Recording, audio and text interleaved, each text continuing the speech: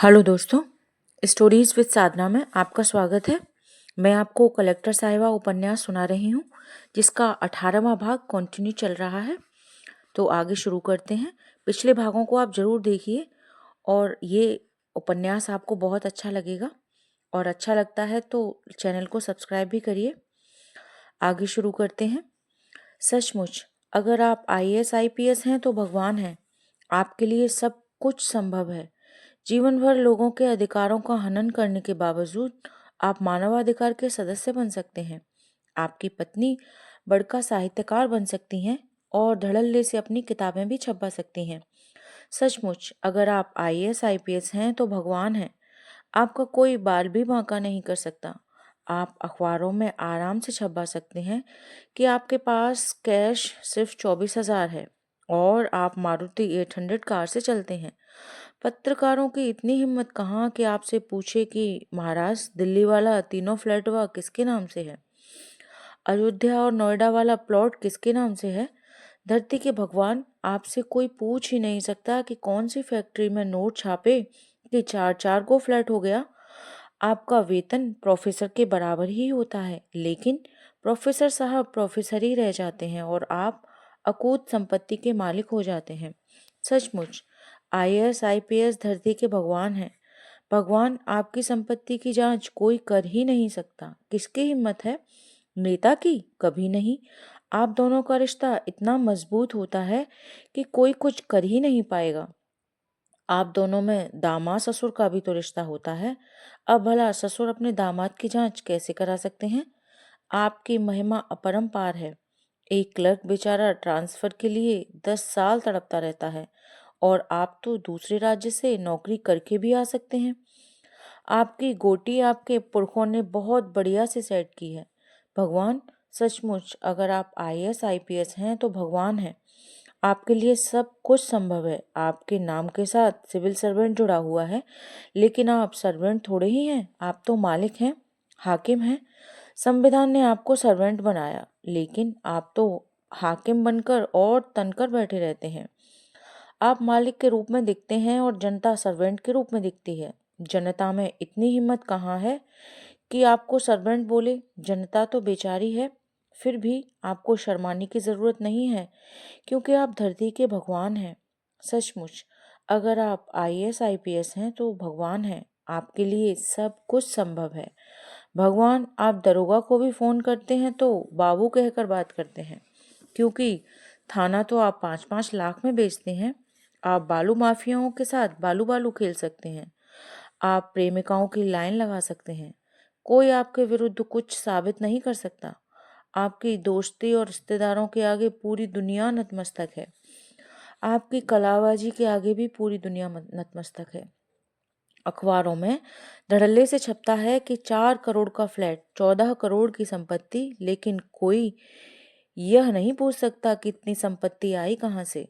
क्या किसी प्रोफेसर के पास नौकरी में आने के बाद इतनी संपत्ति होती है महाराज? वेतन तो आप दोनों का बराबर होता है ना।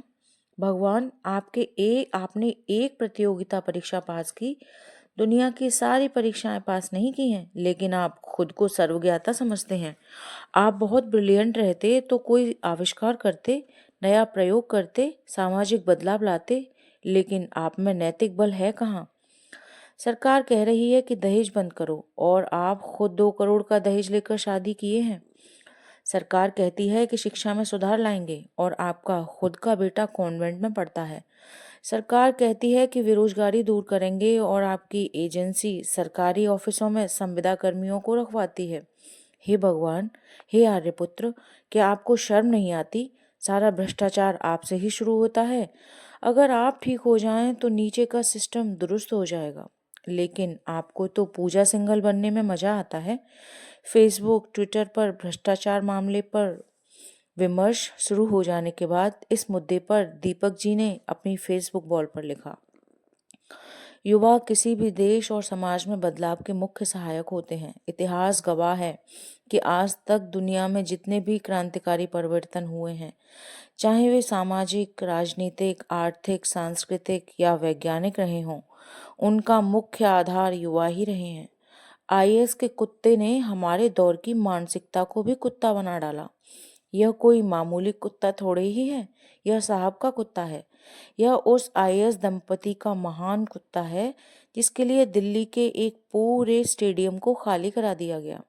साहब की एक तरफ से खिलाड़ियों और कोच को यह सख्त निर्देश दिए गए थे कि जब साहब के इस एलीट क्लास के कुत्ते का हवा पानी के लिए आगमन हो तो मैदान साफ होना चाहिए, जिससे उसके टहलने में कोई बाधा नहीं हो। कोई यह पूछने वाला या टोकने वाला ना हो कि साहब का यह कुत्ता देश के लिए मेडल लाने और इस स्टेडियम में पसीना बहाने वाले खिलाड़ियों से श्रेष्ठ प्रजाति का आखिर कैसे है।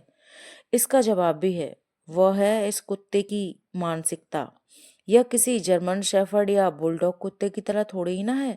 यह तो साहब का कुत्ता है, आईएएस साहब का। बिल्कुल उन्हीं की तरह सोचता है, विचारता है, उसी स्टाइल में जीता है, कुलीनता के चरम पर चढ़कर तांडव करता है और उसी मानसिकता के अनुसार अन्य लोगों को दास समझता है। इस डेवलपमेंट तक पहुंचना आसान थोड़ी ना है। इस जीवन स्तर तक पहुंचने के लिए कुत्ते को आदमी बनना पड़ा होगा। इस जटिल और महान लक्ष्य के लिए उसे बहुत मेहनत करनी पड़ी होगी। साहब और उनकी आईएएस मैडम को उसे विशेष रूप से मानसिक और शारीरिक रचना विज्ञान के स्तर पर प्रशिक्षित करना पड़ा होगा। उसकी सोच में कुत्ता समाज के मनोविज्ञान को निकालकर मानव समाज और उस पर भी आईएएस के मनोविज्ञान को प्रत्यारोपित करना पड़ा होगा।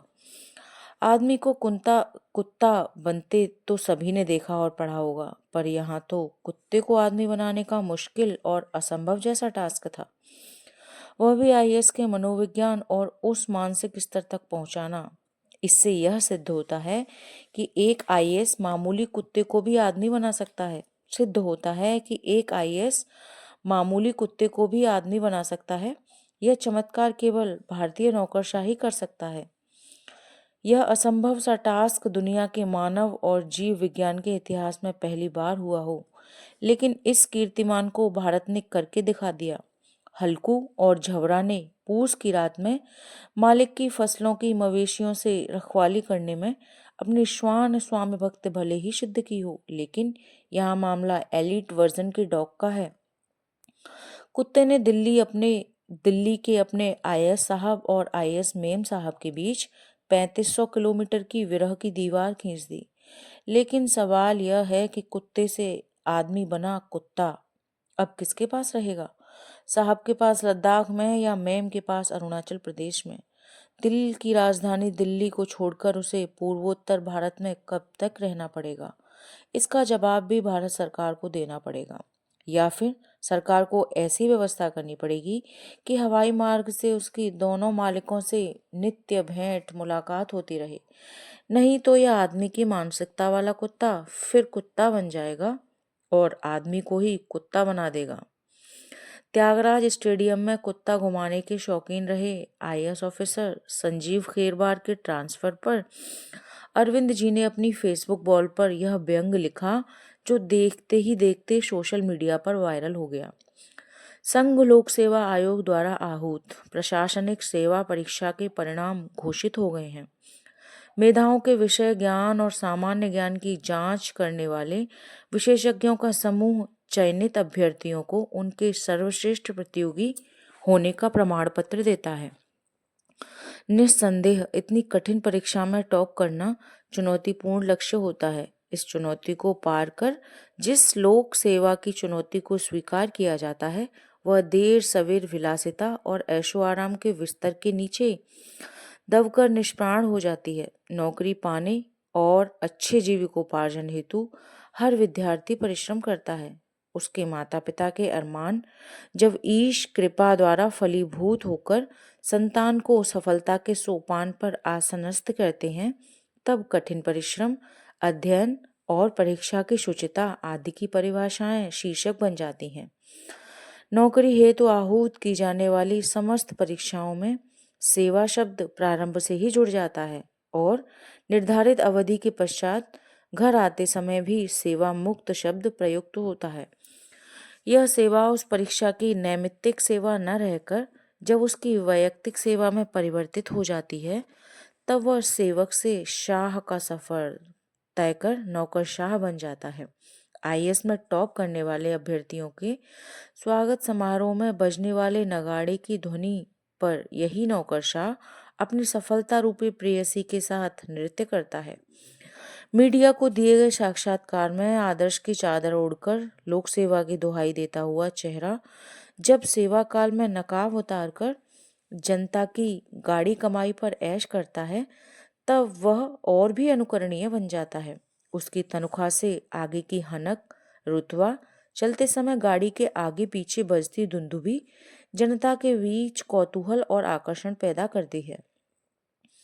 हर व्यक्ति में लालसा होती है कि काश उसकी भी औलाद यही परीक्षा उत्तीर्ण करके सम्राट का मुकुट पहन लोक सेवा के नेपथ्य में लोक प्रशासन करती। यह लेख मुझ जैसे नाचीज के प्रशासनिक अधिकारी न बन पाने के दर्द का परिणाम नहीं है, अपितु उस कोरे झूठ का पर्दाफाश करने का निमित्त है जो 90% आईएएस अधिकारियों के माथे पर लोक सेवा का कलंक बनकर तथा कथित आदर्श का डंका बजवाता है। विश्वविद्यालयों के असिस्टेंट प्रोफेसर के समतुल्य वेतनमान पर चयनित यह लोक सेवक जब जनता की गाड़ी कमाई से तिजोरी भर कई फ्लैट, भूखंड, फार्म हाउस का मालिक बन हजारपति से अरबपति बनने का सफर पूरा करता है, तब वह और अधिक अनुकरणीय बन जाता है। सत्ता के पैरों में जूते पहनाना, उतारना, फीते बांधना और मलाईदार पोस्टिंग हेतु चरण चाटन तक की उद्यमिता करना उसकी दिनचर्या में शामिल हो जाता है। हर अभिभावक और विद्यार्थी के मन मस्तिष्क में इस नौकरी की इच्छा बलवती होती जाती है। यह परीक्षा व्यक्ति को रंक से राजा बनाने का सामर्थ्य रखती है। बाकी सरकारी सेवाएं भी जनता की इतनी तो कर ही चुकी हैं कि आज लगभग हर व्यक्ति विकास के पेड़ पर चढ़कर गुलाम भारत के यातनापूर्ण शासन को आजाद भारत के भ्रष्ट शासन से अच्छा कहता नजर आता है। मेरा मकसद सर्वोच्च सेवा की सर्वोच्च परीक्षा में सर्वोच्च अंक प्राप्त करने वाली सर्वोच्च मेधाओं को रेखांकित करना नहीं, अपितु इस सेवा के नाम पर सर्वोच्च भ्रष्टाचार पर कुबेर की लुंगी पहन जनता के बीच सर्वोच्च सेवक बनने के छद्म रूप को उद्घाटित करना है। लोक सेवा लोक के लिए है, अर्थात लोक की सेवा लेने हेतु। यह निर्णय उस आयोग के हवाले छोड़कर इतना अवश्य कहूँगा कि व्यक्ति को मानव से ईश्वर बनाने वाली इस परीक्षा में मेधाओं की सामर्थ्य जांच के साथ उन मानवीय मूल्यों की भी जांच होनी चाहिए जो उन्हें मरे ज़मीर के साथ अवकाश ग्रहण तक भ्रष्ट से भ्रष्टतम तक का मानद सफर तय कराते हैं। हम भी समस्त टॉपरों के साथ आईएएस बने सारे अभ्यर्थियों को बधाई देते हैं, किंतु उनके स्वागत गीत में बज रहे डीजे में दौलत की खनक और उस रेड कॉर्पेट को ओझल किए बिना जिसके नीचे लाखों किसानों की पगड़ियां दबकर आजीवन कराती रहती हैं, त्यागराज स्टेडियम में प्रशासनिक अधिकारी द्वारा पद के दुरुपयोग पर अंजनी कुमार ने अपनी फेसबुक वॉल पर लिखा। यूपीएससी का रिजल्ट आ चुका था। 2021 यूपीएससी सिविल सेवा में चयनित अभ्यर्थियों को बधाइयां मिल रही थीं। मैंने भी हिंदी माध्यम से टॉपर रहे मेरे मित्र रवि सिहाग को कॉल करके बधाई दी। रवि ने इस साल 18वीं रैंक लाकर हिंदी माध्यम के झंडे गाड़ दिए थे। रिजल्ट घोषित होते ही चयनित अभ्यर्थियों के घर पर बधाई देने वाले लोगों का तांता लग गया। चयनित अभ्यर्थियों को ऐसा लग रहा था जैसे उन्होंने मंगल ग्रह पर पानी खोज लिया हो। अब आते हैं हिंदी माध्यम पर। मित्र रवि कुमार सिहाग को साल 2018 में 337वीं रैंक और 2019 में 317वीं रैंक मिलने के बाद अंततः एक बेहतर रैंक मिली।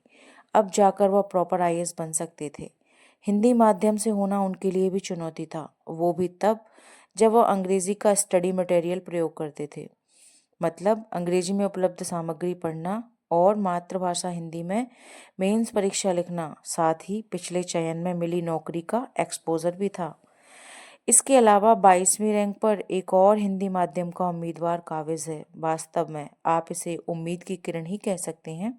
उम्मीद नहीं, ये 18वीं रैंक का झंडा जहाँ गड़ा है उसके पीछे का रास्ता लंबा और खाली है।